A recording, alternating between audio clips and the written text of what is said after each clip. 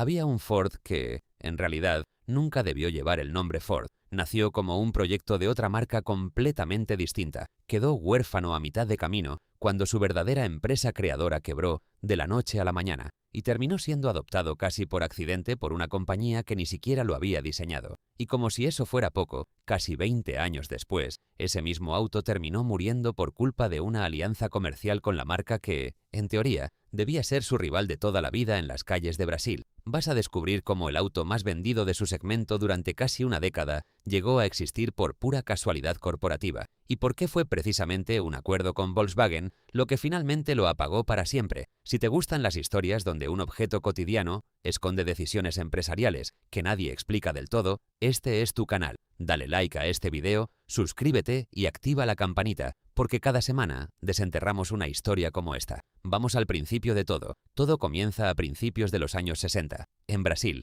con una empresa que hoy casi nadie recuerda, Willys Overland do Brasil. Willys tenía un contrato de asociación con la marca francesa Renault y bajo ese acuerdo fabricaba localmente algunos de los modelos europeos de la marca para el mercado brasileño. En algún momento de esa década, Willys y Renault empezaron a trabajar juntos en algo más ambicioso, un proyecto pensado desde cero tanto para el mercado europeo como para el sudamericano, un sedán mediano que en Brasil bautizaron internamente Proyecto M de mediano. Ese mismo proyecto, del otro lado del Atlántico, en Francia, terminaría convirtiéndose en el auto que ya conoces si has visto nuestros videos anteriores sobre el Renault 12, pero en Brasil, ese proyecto todavía no tenía nombre definitivo, ni fecha de lanzamiento confirmada, ni siquiera una marca segura que lo respaldara hasta el final. Willys planeaba lanzar ese auto a finales de 1968 bajo su propio nombre. El proyecto ya estaba bastante avanzado, casi listo para producción, cuando ocurrió algo que nadie en Brasil había anticipado del todo. En Estados Unidos, Ford Motor Company adquirió el control accionario de la matriz Willys Overland America, y como consecuencia directa de esa operación, hecha del otro lado del continente, sin que nadie en Brasil tuviera realmente voz sobre el asunto, Ford terminó heredando también el control de Willys do Brasil, y con ella, un proyecto de auto casi terminado que originalmente no tenía absolutamente nada que ver con la marca del óvalo azul.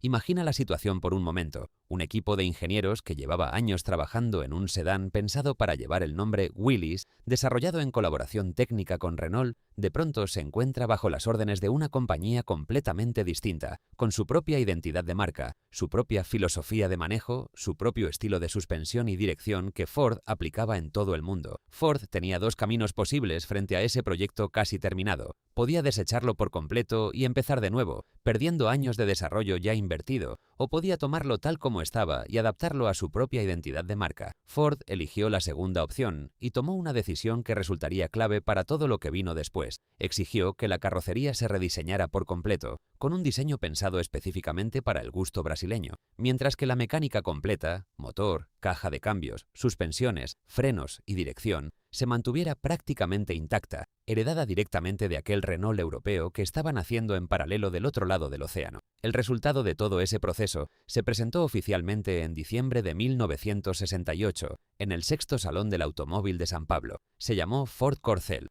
una clara referencia al caballo salvaje que ya aparecía en el logotipo de la marca, y un guiño evidente hacia el éxito mundial que Ford ya tenía con el nombre Mustang en otros mercados. La primera versión fue un sedán de 4 puertas cuyo estilo, con total honestidad, no tenía absolutamente nada del llamado ADN Ford tradicional. Las líneas eran puramente francesas, con apenas un discreto detalle heredado de Willys en la parrilla cromada, un relieve en forma de V que pronto desaparecería en las versiones siguientes. El motor era de 1.300 centímetros cúbicos, con 68 caballos de fuerza, prácticamente idéntico al que llevaba su primo francés, el Renault 12, que se estaba lanzando casi al mismo tiempo del otro lado del Atlántico. Pero aquí viene la parte que hace que esta historia sea tan particular. En 1968, el mercado brasileño de autos nacionales era bastante limitado. La línea DKW ya había desaparecido un año antes. Los demás autos fabricados en el país eran, o mucho más grandes y costosos, como el propio Ford Galaxy, el Chrysler Esplanada o el FNM, o mucho más pequeños y básicos, como el inevitable Volkswagen Escarabajo. El Corcel entró exactamente en el espacio que faltaba, ofreciendo espacio interior generoso, un acabado que llamaba la atención por su calidad e innovaciones mecánicas que superaban claramente a su rival directo más cercano, el Volkswagen 1600 TL. Apenas un año después de su lanzamiento, en 1969, Ford amplió la familia con una versión coupé llamada Corcel GT, con un carburador de doble cuerpo que elevaba la potencia a 80 caballos, techo revestido en vinilo y franjas deportivas en el cofre, apuntando directamente a un público más joven que buscaba algo con más carácter visual. El auto fue un éxito rotundo durante toda la primera mitad de la década de los 70, reinando prácticamente sin rivales serios en su segmento entre 1968 y 1973. En 1977 llegó la segunda generación, el Corcel 2, con un diseño completamente renovado, líneas rectas y una caída de techo tipo fastback que ya no tenía prácticamente ninguna relación visual con aquel Renault 12 original del que había nacido. En sus primeros 10 meses de producción, desde octubre de 1977, el Corcel 2 vendió 100.000 unidades. Entre 1978 y 1980 alcanzó sus picos de producción más altos y entre 1981 y 1983 la fila de espera para comprar uno nuevo llegó a superar los 120 días, dependiendo de la versión y de la región del comprador. Sobre esa misma base mecánica, Ford desarrolló además toda una familia de productos: la camioneta familiar Belina, el sedán de lujo del Rey y la Pickup Pampa, todos compartiendo el corazón mecánico que originalmente venía de aquel proyecto pensado para llevar otro nombre completamente distinto. Ahora quédate, porque aquí es exactamente donde la historia da el giro que probablemente no esperabas. A partir de 1985, el mercado brasileño de sedanes medianos empezó a cambiar de dirección con fuerza. Rivales como el Chevrolet Monza, lanzado en 1982, ofrecían un rendimiento similar con un diseño mucho más actual. El propio Ford Escort, que ya se vendía en Brasil con el mismo motor CH-T del Corcel, tenía mejor desempeño, mejor consumo de combustible y una ingeniería considerablemente más moderna, con motor transversal en lugar de la disposición tradicional que todavía usaba el Corcel. En 1985, Ford